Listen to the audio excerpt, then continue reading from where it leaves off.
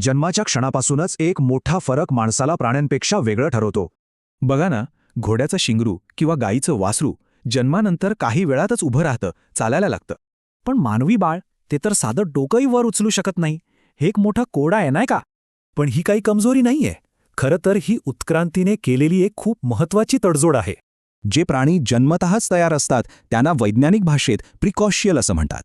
आणि याउलट माणसं आहेत अल्ट्रिशियल, म्हणजे जन्मतः असहाय्य, ज्यांना खूप काळजी घ्यावी लागते.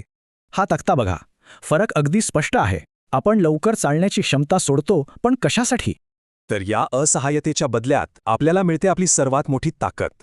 या सगळ्याचं कारण आहे आपला मोठा, गुंतागुंतीचा आणि भरपूर ऊर्जा वापरणारा मेंदू.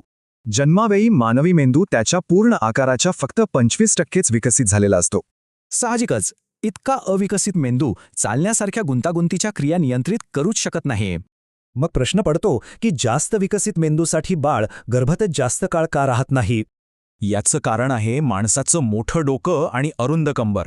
त्यामुळे उपाय एकच होता, लवकर जन्म. आणि याचमुळे जगण्याची पद्धतच बदलते.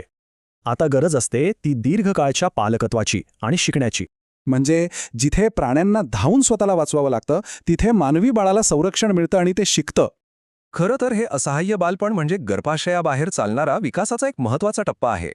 प्रत्येक अनुभवातून, म्हणजे रांगताना, पडताना, उभं राहताना मेंदू स्वतःला घडवत असतो. थोडक्यात सांगायचं तर आपण लवकर स्वातंत्र्याच्या बदल्यात दीर्घकाळ टिकणारी बुद्धिमत्ता मिळवली. म्हणून जी गोष्ट आपल्याला कमजोरी वाटते तीच खरं तर आपली सगळ्यात मोठी ताकद आहे.